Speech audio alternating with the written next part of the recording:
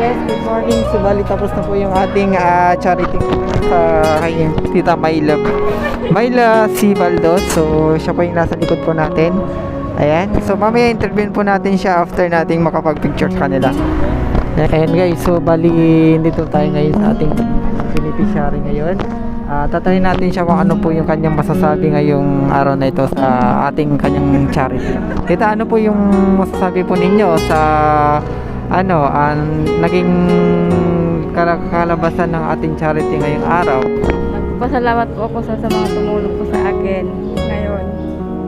Kahit paano po may pambili ako ng gamot. Maraming salamat po. So, maraming salamat po pala sa mga umatin ngayong araw, sa mga ART, sa mga IPRG. So, lahat ng mga riders na naka-attend po ngayong araw. So, maraming salamat po.